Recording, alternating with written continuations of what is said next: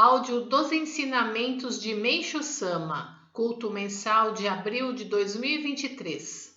A reencarnação. O tempo que o ser humano leva para reencarnar é bastante variável, e a causa dessa variação é a vontade de cada pessoa. Por exemplo, no momento da morte, quanto mais apego a este mundo a pessoa tem, mais cedo reencarna. Todavia, as consequências não são boas. Uma vez que o local onde o processo de purificação se realiza com maior rigorosidade ao mundo espiritual, quanto mais tempo o espírito lá permanecer, mais purificado se tornará. E quanto mais purificado estiver o corpo espiritual ao reencarnar, mais feliz a pessoa será. Assim sendo, no caso de reencarnação prematura, pelo fato de ainda restarem impurezas, o processo de purificação deverá ocorrer após reencarnar neste mundo. Uma vez que o processo de purificação neste mundo traduz-se em sofrimentos como doença, pobreza, infortúnio, etc., evidentemente a pessoa terá um destino infeliz. O fato de uma pessoa ser feliz ou não, desde o seu nascimento, na maioria das vezes, deve-se ao que acabamos de expor. É preciso saber, portanto, que a felicidade ou a infelicidade não são mero acaso, existindo motivos para tal. A outra causa para a variação do tempo de reencarnação. Quando os familiares, parentes e descendentes do falecido lhe prestam homenagens póstumas e oferecem cultos de sufrágio, realizando-os com todo amor e sinceridade, ou quando se empenham em somar virtudes praticando o bem, ajudando o semelhante com amor e compaixão, ou ainda, quando trabalham em benefício da sociedade, etc., tais práticas contribuem para a aceleração do processo de purificação daqueles espíritos. Por esse motivo, a expressão do amor e da devoção filial aos pais não deve se limitar ao período em que esses se encontram neste mundo. Na verdade, expressar o amor e a devoção após a morte deles, por meio de cultos e da soma de virtudes, é ainda mais significativo. Em geral, costuma-se dizer: quando os filhos desejam praticar a devoção filial, seus pais já se foram, mas isso é porque se desconhece a realidade do mundo espiritual. A reencarnação prematura explica-se não só pelo apego da própria pessoa, como também pelo apego dos familiares. É frequente ver mães que engravidam e dão à luz logo após a morte de um filho querido.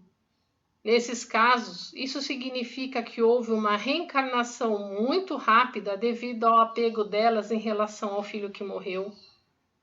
Normalmente, crianças que nascem nessas circunstâncias não serão muito felizes.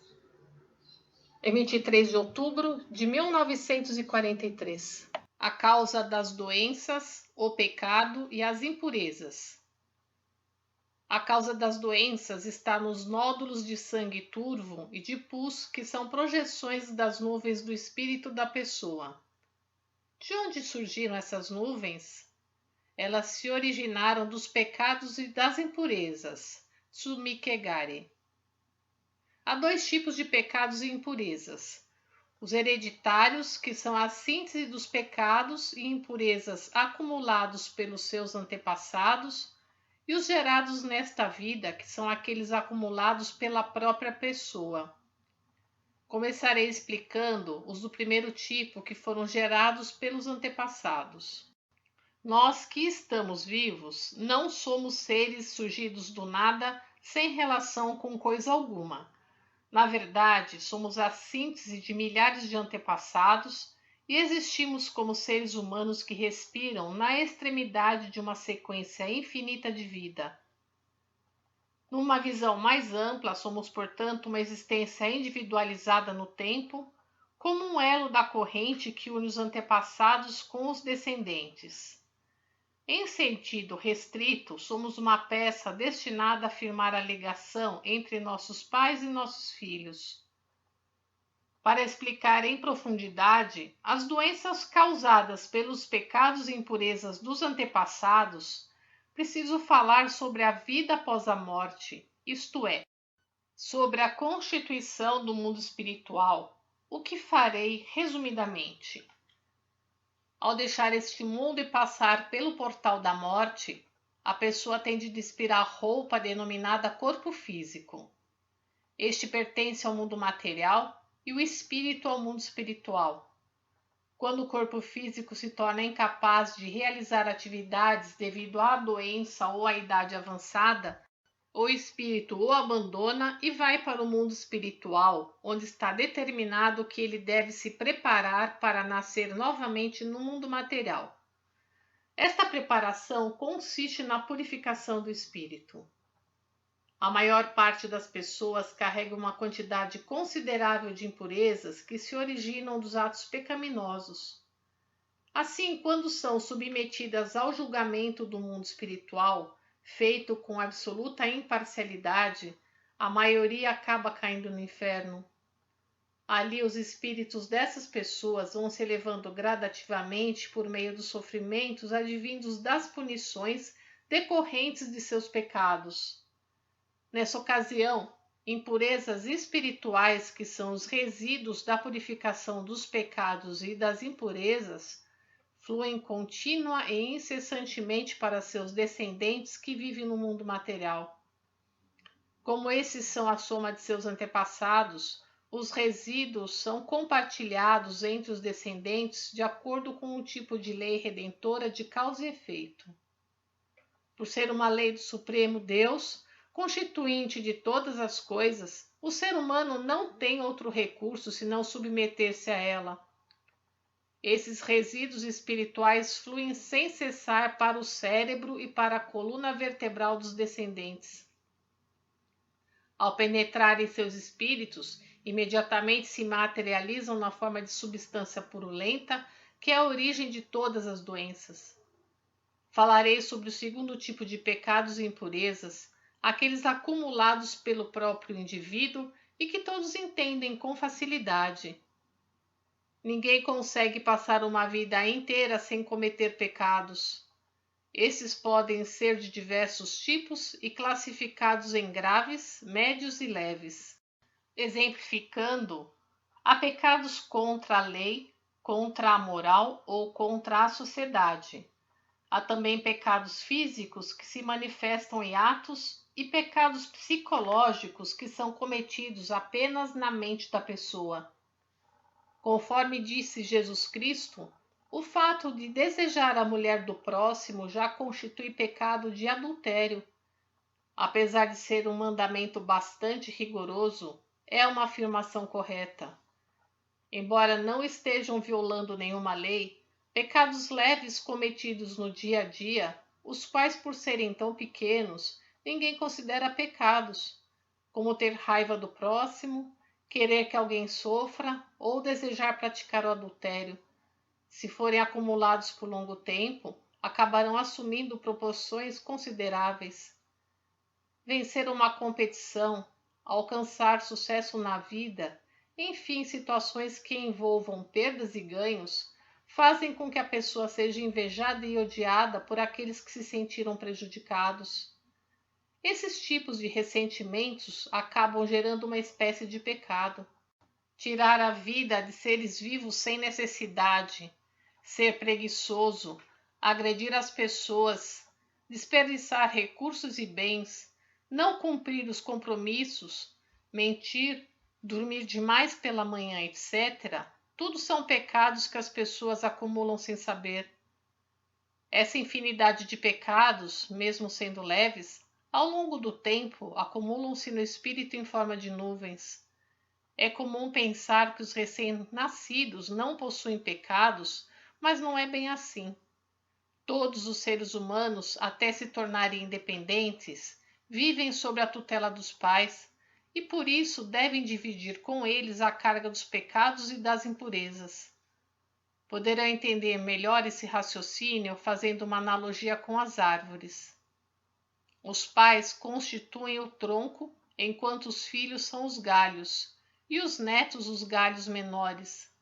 Assim é impossível as nuvens espirituais dos pais não exercerem influência sobre os filhos. Não haverá erro se pensarmos que são três as principais causas das doenças: os pecados e as impurezas herdados, os pecados e impurezas gerados nesta vida e as toxinas hereditárias. Em 1936. Indignação contra o mal. Uma observação mais detalhada da sociedade atual faz parecer que a indignação contra o mal no homem contemporâneo de nossos dias é muito escassa. Por exemplo, são relativamente poucos os que ficam furiosos ao saberem que o inocente está nas garras de um perverso. Eles apenas dizem: que adianta ficar indignado? Além do mais, isso não tem qualquer relação com os meus interesses. É bobagem atormentar-me inutilmente. Bastam as preocupações que se referem aos meus assuntos. A vida já é dura e tão cheia de problemas e sofrimentos, portanto, o melhor é fingir que não estou vendo nada. Eles pensam que este é o procedimento de uma pessoa vivida. Além do mais, quando a sociedade vê tais indivíduos, respeita-nos como pessoas que passaram por muitas dificuldades, que possuem larga experiência de vida. Por essa razão é grande o número daqueles que os seguem como exemplos. Com certa frequência saem nos jornais fatos como o mau funcionamento da política, a corrupção dos políticos e dos oficiais do governo, o envolvimento de lideranças nos casos de suborno e corrupção. Ultimamente os crimes em especial têm aumentado muito. Ao pensarmos no futuro do Japão, por exemplo, não podemos deixar a delinquência juvenil na situação em que se encontra. O autoritarismo feudal dos oficiais do governo também se acha, como sempre, na mesma posição. Devido à compreensão equivocada sobre a democracia, esfriam-se as relações entre pais e filhos, entre irmãos, bem como entre educadores e alunos. A cobrança de impostos também se tornou abusiva. Apesar de vivermos em uma sociedade sob a bela denominação de democracia, na realidade o povo vive sofrendo, oprimido pelo autoritarismo. Além disso, existem incontáveis situações desagradáveis. Não há dúvida que a causa está na escassez do senso de justiça social. Tudo ocorre porque existe um excessivo contingente de pessoas espertas. Examinando minuciosamente os fatos, dá para entender porque a sociedade se tornou o que ela é hoje.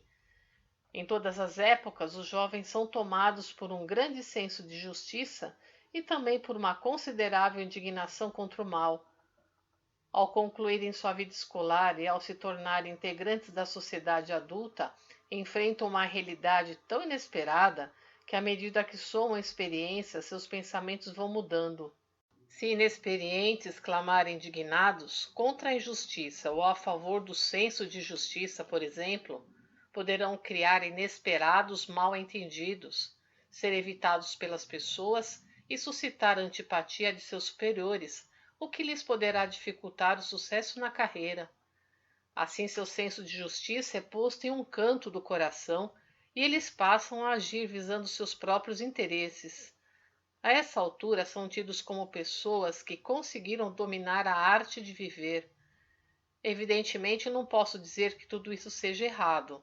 Contudo, o aumento de pessoas dessa natureza torna as instituições sociais mais frouxas, e o alastramento da sensação de decadência da moral levará ao aumento de corruptos e criminosos. E a realidade da nossa sociedade não aponta para essa tendência? Pela minha larga experiência, a maneira mais certeira de se determinar o valor do ser humano é conhecer o grau de intensidade de sua indignação ao mal. Isso porque, quanto maior ojeriza ele tiver ao mal, mais firme e sólido será o seu caráter. Todavia, não me refiro à indignação simplista, pois esta, às vezes, poderá acarretar situações perigosas. De fato, devido à sua impetuosidade, os jovens às vezes acabam causando transtornos e ameaçando o bem-estar social. Portanto, para a solução desta questão, torna-se necessária a inteligência superior. Em suma, seria guardar a indignação no fundo do coração, e, após uma minuciosa análise, sem agir com imprudência, realizar boas e justas ações, com honestidade e coragem, em prol das pessoas e da sociedade. Sobre isso gostaria de falar um pouco a meu respeito. Desde jovem eu possuía um forte senso de justiça e, como abominava acima do nível da normalidade as injustiças sociais, era penoso conter a indignação quando as presenciava ou ouvia falar sobre elas. Apesar disso, esse autocontrole é difícil, mas ao aceitá-lo como um aprimoramento, aquele se torna mais leve e é evidente que será um polimento da alma. Até hoje não houve qualquer mudança nesse ponto e reconheço que isto é uma aprovação que Deus me enviou. Assim sendo, o ideal seria que as pessoas sentissem indignação frente às injustiças. Entretanto, torna-se necessário levar em consideração os meios que fazem manifestar essa indignação. Em suma, devemos estar sempre atentos para manter um comportamento normal e não causar transtornos às pessoas. Devemos seguir avante, procurando manter-nos sempre sensatos e sem faltar com amor e amizade, tendo a vontade de Deus como nossa vontade. Revista Chijo Tengoku, número 21, em 25 de fevereiro de 1951. Está errado dizer que os honestos saem perdendo. Há muito tempo ouve-se dizer que as pessoas honestas saem perdendo. Refletindo profundamente, acredito que essas palavras influenciam negativamente as pessoas. Não haveria o que fazer se isso fosse mesmo verdade, porém, pela minha experiência, garanto que essas palavras não correspondem absolutamente à realidade. Se não, vejamos. Quando observamos atentamente a sociedade, notamos que existem duas maneiras de ver as coisas: a curto e a longo prazo. Em geral, as pessoas tendem a julgar o bem ou o mal baseados em resultados de curto prazo. Por exemplo, ao verem o sucesso momentâneo obtido por pessoas desonestas, que enganam o próximo ou vendem gato por lebre, ficam iludidas e definem que os honestos saem perdendo.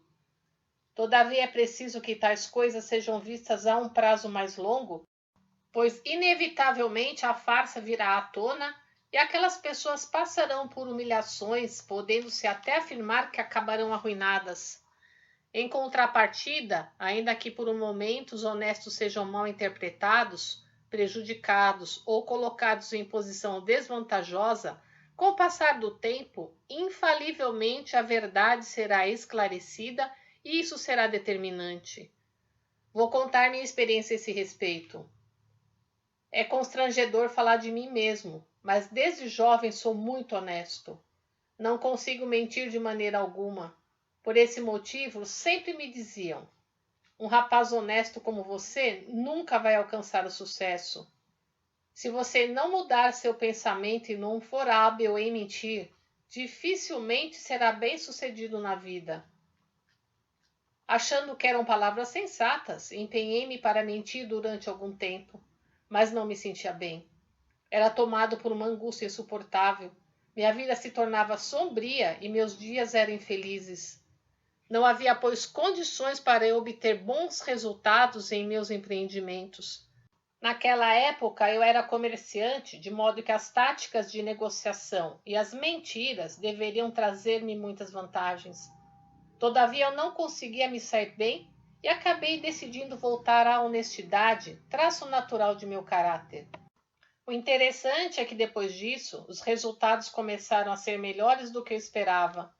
Em primeiro lugar, alcancei a maior credibilidade no mundo dos negócios, tudo passou a se processar num ritmo excelente e por algum tempo consegui um patrimônio considerável.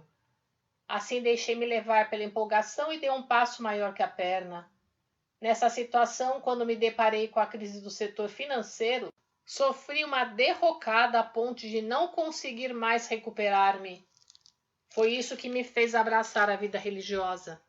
Desde que decidi voltar aos princípios da honestidade, até hoje, continuo seguindo esse caminho. Obviamente, os resultados são ótimos. Durante um período relativamente longo, houve ocasiões em que fui mal interpretado, criticado, perseguido. Enfrentei caminhos tortuosos e espinhosos, mas nunca deixei de ter a confiança das pessoas, o que ainda atribuo com toda a convicção à minha honestidade. Parece que os homens contemporâneos possuem uma visão a curto prazo e uma tendência a se deixar encantar pelos resultados momentâneos. É, pois, necessário que, diante de qualquer situação, se observem os fatos com uma visão a longo prazo.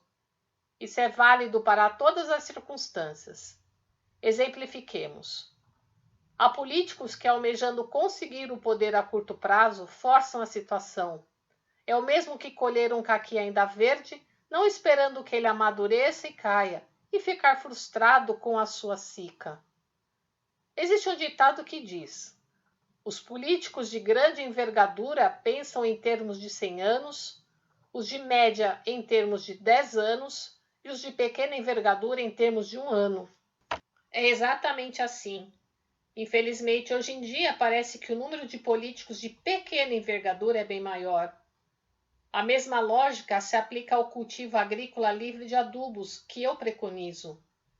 Vemos que a agricultura praticada até hoje apresenta temporariamente bons resultados com o uso de adubos sintéticos e esterco, mas estes matam a terra e por isso ela está se tornando cada vez mais improdutiva. Sem perceber isso, as pessoas mostram-se fascinadas diante do êxito ocasional obtido com adubo. Por fim, tanto a terra como o ser humano ficam intoxicados. Tal raciocínio também é válido para a medicina atual. Durante um período, o tratamento realizado com medicamentos e equipamentos apresenta-se eficaz. No entanto, com o passar do tempo, ocorrem efeitos contrários e o estado de saúde piora.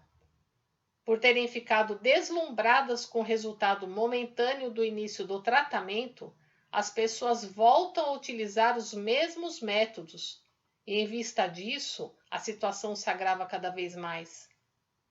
Através desses exemplos, meu objetivo foi chamar a atenção para as consequências da visão a curto e a longo prazo à qual me referi inicialmente, em 20 de abril de 1949. O que é a verdadeira civilização? Palestra. Acredito que minha palestra é bastante original. Pretendo tratar de assuntos que nunca foram abordados. Até porque não haveria necessidade de ouvir de Atami até aqui para apresentar o que outras pessoas já disseram. Desejo expor aquilo que ainda não foi divulgado. Em primeiro lugar, eu gostaria de dizer que as pessoas afirmam que a cultura da atualidade é avançada ou que estamos na era da cultura, confundindo desse modo os conceitos de cultura e civilização. Na verdade, cultura e civilização são coisas diferentes. Civilização é um mundo ideal, sem nenhuma selvageria. Já a cultura é o estágio intermediário da selvageria para atingirmos a civilização. Tanto que o ideograma K da palavra bunka, cultura, é o mesmo utilizado para expressar algo provisório. Observando a humanidade de hoje, notamos que ela está fascinada por essa cultura, achando que ela é o que há de melhor e que, fazendo-a progredir, o mundo se tornará um lugar prazeroso de se viver. Contudo, o mundo civilizado a que me refiro é diferente daquele que as pessoas têm em mente. O que é a verdadeira civilização? Em poucas palavras, refere-se necessariamente a uma época em que a humanidade tenha toda a garantia de uma vida segura. Todavia, conforme o Sr. Suzuki disse há pouco, hoje existem coisas realmente perigosas e temíveis, como a bomba atômica, as armas biológicas, o juízo final, etc. Isso é terrível porque é uma época em que a segurança à vida está ameaçada. Isso não é um mundo civilizado. Hoje estamos na era da cultura, isto é, na fase de transição da selvageria para a civilização. O que eu vou falar agora não é sobre cultura, e sim sobre civilização, ou seja, o que vem a ser isso. As doenças e as guerras são as que mais põem nossa vida em risco. Se vivêssemos uma época sem guerras e sem doenças, teríamos garantia de segurança à vida, e esse seria o verdadeiro mundo civilizado. Já estamos na época em que devemos caminhar em direção a esse mundo. Daí a razão de ser do lema da Igreja Messiânica Mundial: a construção do mundo isento de doença, pobreza e conflito, lembrando que a guerra é o conflito em maior escala. A doença é a origem desses três infortúnios.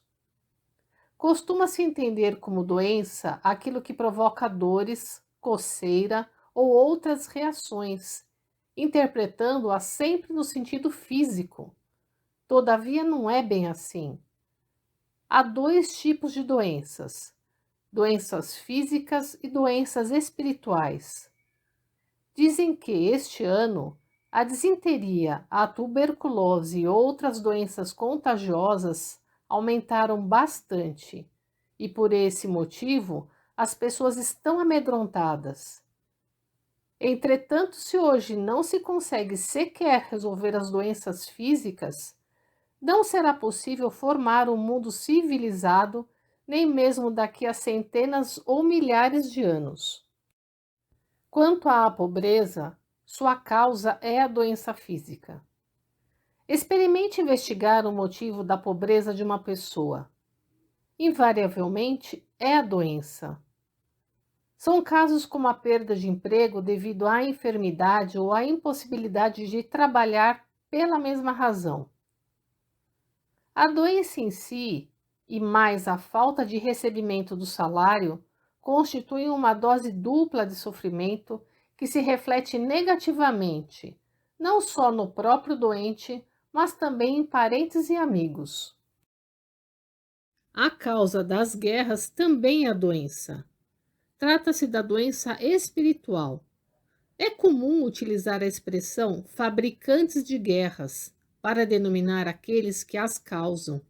E, observando a história, encontramos inúmeros exemplos.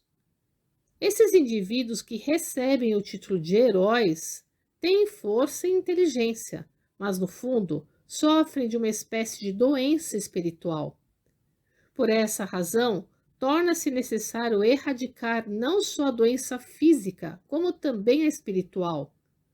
Quanto à doença física, as pessoas acreditam que é possível curá-la através da medicina e se esforçam nesse sentido, mas não há nada que resolva a espiritual.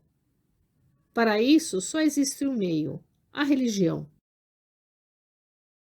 Poderão dizer que, na teoria, isso pode ocorrer, mas surge a dúvida: conseguir-se-á, na prática, erradicar ambos os tipos de doenças?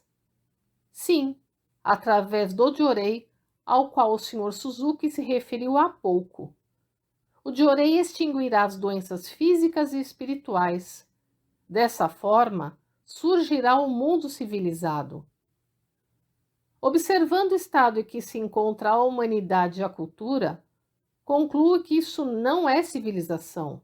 Pelo contrário, a selvageria aumentou enormemente. As guerras de hoje são muito mais terríveis do que as da época selvagem. Sendo assim, podemos afirmar que aquilo que atualmente se chama de cultura ou civilização, que é alvo da ilusão e a gratidão da humanidade, na verdade não passa da parte externa. Analisando seu conteúdo, veremos que é selvagem, ou melhor, semi-civilizado e semi-selvagem. A impressão que eu tenho é que a cultura contemporânea assemelha-se a uma bela mulher, vestida com um bonito traje, mas que, quando tira a roupa, se revela corroída pela sífilis. Por conseguinte, afirmo que a Igreja Messiânica não é apenas uma religião. Se fosse possível resolver os problemas do ser humano com a religião, eles já teriam sido sanados, pois até o presente apareceram importantes líderes e fundadores de religiões filósofos, grandes homens, etc. É verdade que o ser humano progrediu e que restam poucos grupos que permanecem em um estágio primitivo. Ele conseguiu que tudo se tornasse mais belo e expressasse mais cultura.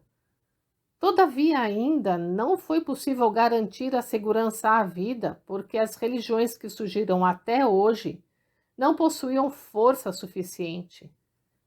Elas tiraram a humanidade do estado primitivo e a conduziram à cultura, mas não conseguiram levá-la à civilização. Falemos das maravilhosas descobertas. Entre elas, há aquelas que são utilizadas para o mal ao invés de serem empregadas para o bem. Por exemplo, a bomba atômica pode matar 20 milhões de pessoas de uma só vez. Já a energia correspondente à porção do tamanho da ponta de um dedo, se fosse utilizada para o bem, faria funcionar trens ou automóveis por muitos dias.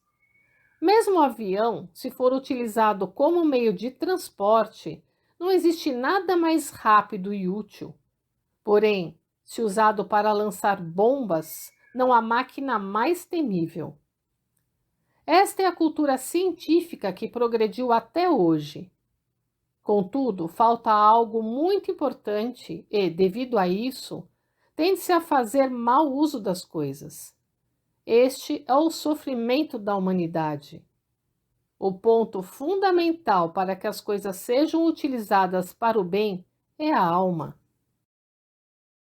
Transformando o mal em bem, tudo será utilizado em prol deste, e assim um mundo maravilhoso se estabelecerá. Jesus Cristo referiu-se a este mundo com a expressão: é chegado o reino dos céus. Buda Sakyamuni, por sua vez, afirmou: após a destruição da lei búdica, aparecerá Miroku Bosatsu e surgirá um mundo de Miroku. Só que ele afirmou que isso ocorreria após 5,67 bilhões de anos. Acredito, entretanto, que ele quis apenas referir-se aos números 5, 6 e 7. Se realmente estivesse profetizando algo para daqui a 5,67 bilhões de anos, ele não estaria em seu juízo perfeito, pois não faz nenhum sentido prever algo para um futuro tão distante. Nessa época, a humanidade já teria passado por uma mudança tão grande que nem seria possível imaginar. Os messiânicos conhecem bem o significado dos números 5, 6, 7. Caso eu fosse explicá-lo, isso me tomaria bastante tempo e eu não poderia falar sobre o assunto principal.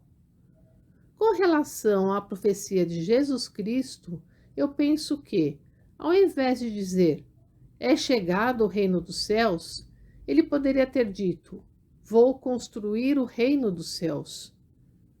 Naquela época, contudo, o mundo ainda não havia alcançado o estágio necessário para isso, ou seja, o progresso da cultura ainda era insuficiente para a construção do verdadeiro mundo civilizado. Portanto, não havia como ser diferente. No entanto, a cultura material progrediu, chegando ao nível em que se encontra atualmente. O progresso foi tal que se estendeu ao mundo todo.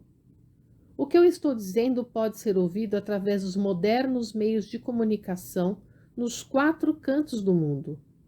Os transportes se desenvolveram tanto que é possível ir de avião até os Estados Unidos em apenas um dia. Dessa forma, o progresso da cultura material já atingiu o ponto em que estão preenchidas quase todas as condições necessárias ao mundo civilizado. Entretanto, para que algo seja utilizado para o bem, a alma é fundamental, apesar de ela ainda não ter atingido esse ponto. Então é necessário que a humanidade cultive esse tipo de alma e, para tanto, é preciso que ela seja alertada. Com tal intuito, escrevo o tempo todo a esse respeito, e os fiéis frequentemente têm lido. A propósito, há cerca de 6 meses comecei a escrever um livro intitulado A Criação da Civilização. Meu objetivo com essa publicação é esclarecer que a civilização atual não é a verdadeira civilização, e abordando vários temas como medicina, política, educação, arte e outros. Vou mostrar o que é o verdadeiro mundo civilizado. A parte que se refere à medicina já está quase pronta, mas tenciono escrever ainda este ano sobre as outras áreas. Quando o livro estiver concluído, pretendo traduzi-lo para o inglês e tomar providências para que ele seja lido por professores universitários, cientistas, enfim, por intelectuais do mundo inteiro. Vou enviá-lo também ao Comitê do Prêmio Nobel, o qual, acredito, no início, não o receberá bem, pois o comitê é constituído por grandes especialistas formados pela cultura materialista. Todavia, como se trata de um livro que aborda justamente aquilo que importantes estudiosos estão buscando, acredito que os integrantes da comissão não deixarão de entendê-lo e exclamar: é isso mesmo! Assim, poderiam conceder-me 10 ou 20 prêmios Nobel. Portanto, quando o livro for publicado, eu gostaria que todos os japoneses também o lessem. Dessa forma, paralelamente a esse trabalho, temos o Jorei, por meio do qual as doenças se curam a contento. Entretanto, ele não cura apenas as doenças, ele cura o mal da alma. Em termos mais claros, ele retira o mal que a natureza animalesca, ou seja, a maneira de pensar se transforma. Isto é, dissolve-se a parte má, aumenta-se a parte boa. Dessa forma, todas as pessoas passam a praticar o bem, sentem a necessidade de fazer o bem. Costumo dizer aos nossos fiéis que as pessoas da atualidade estão sempre pensando em praticar o mal. Mesmo que não estejam pensando em fazê-lo, acham que é bobagem fazer o bem, que tal prática só traz desvantagens e que se devem fazer as coisas para tirar vantagens, mantendo as aparências. Contudo, devemos pensar ao contrário. Faço essa afirmativa porque já houve época em que eu também não pensava em praticar o bem. Achava melhor viver da forma mais proveitosa possível. Gradativamente, porém, comecei a ter compreensão sobre Deus através da fé e vi que estava totalmente equivocado. Então, passei a querer praticar o bem e sempre buscava um meio para tal. Estava sempre procurando fazer algo em benefício das outras pessoas, algo que as deixasse felizes e satisfeitas. Com essa atitude, minha sorte melhorou. Antes de me dedicar exclusivamente à fé, nas ocasiões em que me preocupei em fazer o bem, só me ocorreram coisas que me deixavam feliz. Sendo assim, comecei a imaginar o quanto seria benéfico se eu pudesse levar isso a todas as pessoas. À medida que eu ia acumulando tal tipo de experiência, comecei a ter plena compreensão de que realmente Deus e o demônio existiam. A partir daí, fui submetido a uma fase de aprimoramento espiritual. Com a ocorrência de vários milagres, pude compreender a grande missão que me era destinada. Foi assim que instituí a Igreja Messiânica Mundial e estou desenvolvendo minhas atividades. Outro ponto que eu gostaria de abordar é o juízo final do cristianismo e a destruição da lei búdica profetizada por Buda Sakyamuni.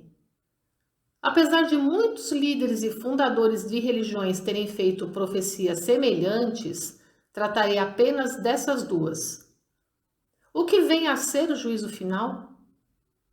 Olhando apenas a expressão juízo final, tem-se a impressão de que Ema, juiz do mundo espiritual, se manifestará neste mundo para fazer o julgamento. Mas não é isso. É um ponto de difícil entendimento para os não fiéis, mas existe aquilo que chamamos de mundo espiritual. O mundo onde vemos e sentimos a matéria é o mundo material. No interior deste há um mundo espiritual, e entre eles o mundo atmosférico, que já é conhecido. Todavia, o mundo espiritual é desconhecido.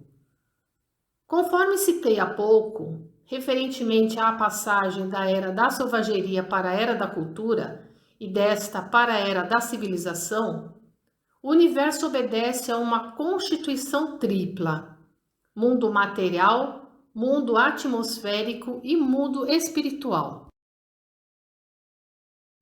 Há ainda os ciclos do mundo.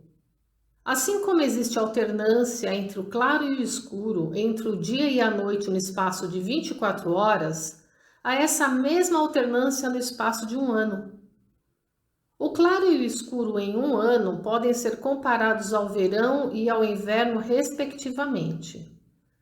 Aliás, os raios solares são mais fortes no verão e mais fracos no inverno, ocasionando um contraste entre o claro e o escuro. E existem períodos idênticos no espaço de 10 e de 100 anos. A história registra épocas de paz e de guerra, que correspondem ao claro e ao escuro. Refiro-me, portanto, a esse ritmo. Igual período existe no espaço de 1000 e de 10.000 anos. Até agora estávamos na escuridão, no período das trevas. Vamos passar para o período da luz, da claridade. Então a palavra Bunmei, civilização, contém o ideograma Mei, que quer dizer claridade. Por outro lado, a palavra Bunka, cultura, contém o ideograma Ka, que expressa algo provisório e por isso não é adequado. Quando alcançarmos este período, tudo que existia na Era das Trevas passará por uma organização e limpeza. Eu costumo utilizar as expressões mundo da noite, mundo do dia, cultura da noite, cultura do dia. Muitas coisas da cultura da noite não serão mais necessárias.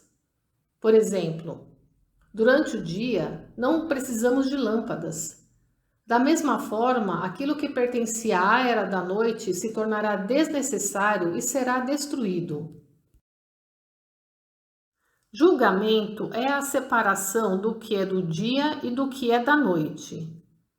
O que for desnecessário ficará guardado ou será destruído. A partir de agora, o que for do mundo do dia será gradativamente criado. O que se sucederá quando o mundo espiritual se tornar claro? Vejamos o ser humano. Nele, entre a matéria e o espírito, há uma parte líquida que corresponde ao ar, algo como vapor d'água. Ela está presente em grande quantidade no corpo humano. Assim, o ser humano apresenta uma constituição tripla. Dela faz parte o espírito, que também poderia ser chamado de alma. A alma pertence ao mundo espiritual. Tornando-se claro este mundo, aqueles cuja alma não corresponderá à claridade terão suas nuvens espirituais removidas a fim de poder alcançar essa claridade. Entretanto, essa remoção não se dará de maneira deliberada. A purificação vai ocorrer naturalmente. O que está sujo precisa ser limpo. À medida que o mundo espiritual vai clareando, as pessoas com a alma suja passarão por uma limpeza. O sofrimento é isso. O princípio da doença também está inserido nessa explicação, através da qual é possível compreendê-lo muito bem. Até agora não se conhecia o espírito, ou ainda sua existência era menosprezada. É uma questão de alma que o Sr. Tokugawa mencionou há pouco. A atuação da alma é algo muito forte, muito grande. Ontem fui visitado por uma pessoa que eu não via há cerca de um ano. Apesar disso, anteontem sua imagem veio à minha cabeça e pensei: como ela estará passando? No dia seguinte, como ela veio me visitar, eu disse para mim mesmo: ah, o espírito dela veio antes. Digamos, por exemplo, que o Sr. Tokugawa pense: o Sr. Matsunami tem escrito muito. Então, este sonen vai até a cabeça do Sr. Matsunami, entra em seu corpo e se aloja em sua cabeça. Aí, a imagem do Sr. Tokugawa vem à mente. É como se você pensasse em alguém e ele aparecesse.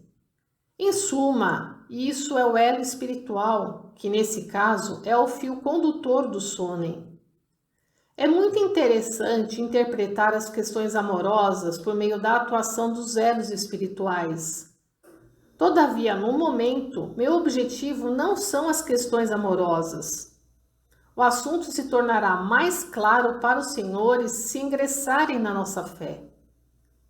O amor é muito bom, mas as paixões desregradas quase sempre acabam em tragédia. A melhor maneira de compreender tudo isso é conhecer o lado espiritual e a existência dos elos espirituais. Isso merece toda a nossa atenção, pois tem relação com vários problemas e situações da sociedade. É dito que, por trás dos problemas, sempre há mulheres, ou ainda, que por trás de um incidente sempre existe uma mulher. Na verdade, isso se refere às paixões desenfreadas. Se compreendermos isso, será possível eliminar grande parte das tragédias e dos males sociais. Mas vamos deixar esse assunto por aqui. Conforme eu estava dizendo há pouco, a questão é o espírito. O momento em que as nuvens espirituais começarem a ser purificadas para corresponderem à claridade, se isso se restringir a doenças, ainda estará bom. Caso contrário, se esse processo se intensificar, dentre outras coisas, as pessoas não resistirão e acabarão morrendo. O fato de a doença vir aos poucos é bom. Se viesse de uma só vez, seria fatal. O juízo final é isso. Por essa razão, pouco a pouco, o mundo espiritual vem clareando. Se ocorresse de uma só vez, as criaturas perderiam suas vidas. Haveria mortes em massa. Deus quer evitá-las e, por conseguinte, manda avisos. É vontade dele que a humanidade seja avisada e salva. E ele me ordenou que fizesse isso. E é o que eu estou realizando. Buda Sakyamuni e Jesus Cristo fizeram profecias como a chegada do reino dos céus, a vinda de um mundo melhor. Eles foram os profetas e eu sou o realizador. Deus me ordenou que eu realizasse essa profecia, ou seja, que eu construísse o paraíso terrestre, isento de doença, pobreza e conflito. Entretanto, eu não preciso empreender qualquer esforço, pois não sou eu que faço. É Deus que providencia tudo. Cabe a mim realizar as coisas que se mostram à minha frente. Isso é muito fácil, mas exige uma enorme responsabilidade. Provavelmente, em toda a história da humanidade, não houve ninguém incumbido de uma missão maior que a minha. Dessa maneira, as profecias de Jesus Cristo e Buda Sakyamuni começam a fazer sentido. Se elas não tivessem possibilidade de ser concretizadas, seriam falsas. E falsas profecias significam mentiras. Contudo, seria impossível pessoas tão magníficas terem mentido. Por conseguinte, mais cedo ou mais tarde, era preciso que alguém tornasse tais profecias realidade e o incumbido fui eu. De fato, é complicado falar sobre um empreendimento de tamanha grandeza. Não me referi até hoje ao assunto, justamente por ser extremamente delicado falar sobre algo tão ousado. Todavia, a época em que a era da noite se transforma em era do dia se aproxima cada vez mais. Por essa razão, para salvar as pessoas, é preciso que o maior número delas tome conhecimento disso quanto antes. Assim sendo, hoje é a primeira vez que falo diante de um público tão numeroso. Isso se assemelha ao episódio do dilúvio citado há pouco pelo Sr. Suzuki. Havia um homem chamado Noé que recebeu o seguinte aviso de Deus: virá um grande dilúvio em breve que atingirá uma grande parte da humanidade. Salve o máximo de pessoas que puder. Assim, Noé fez um grande alarde, mas quase ninguém acreditou em suas palavras. Somente 7 pessoas as aceitaram como verdadeiras. Somadas a ele, totalizaram 8 pessoas que acreditaram.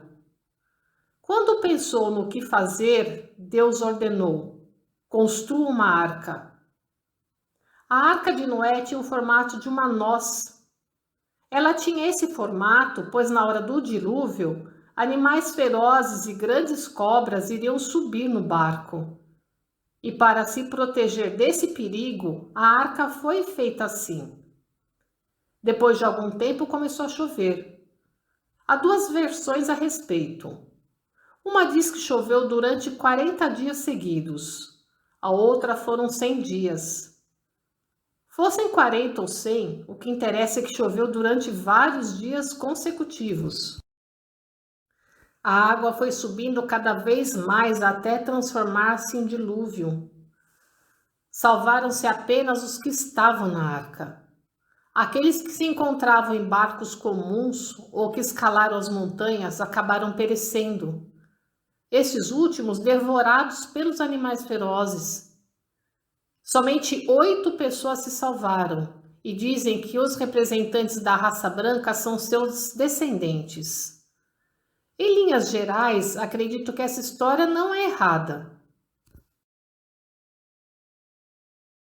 No Japão, temos a lenda do deus Izanagi no Mikoto e da deusa Izanami no Mikoto. Conta-se que em pé sobre a ponte Ame no Ukibashi, os 2 deuses abaixaram suas espadas, agitando-as em círculos na superfície da água, e assim surgiram as terras. Trata-se certamente da ocorrência de uma grande enchente.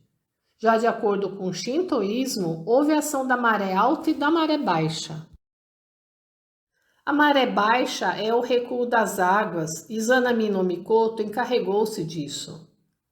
O aparecimento das terras deveu-se à maré baixa, fazendo emergir o que estava submerso. Penso que essa ocorrência corresponde à época do dilúvio. Segundo o livro do Apocalipse e outros textos, João Batista faria o batismo pela água, Jesus Cristo o batismo pelo fogo. O batismo pela água já se deu através do dilúvio. Agora está para vir o batismo pelo fogo, um extraordinário acontecimento que tem muitos outros sentidos. Entretanto, como o meu tempo já está se esgotando, vou parar por aqui. Palestra de Meishu Sama no Hibiya Public Hall, Tóquio, em 22 de maio de 1951. Compartilhe os ensinamentos de Meishu Sama.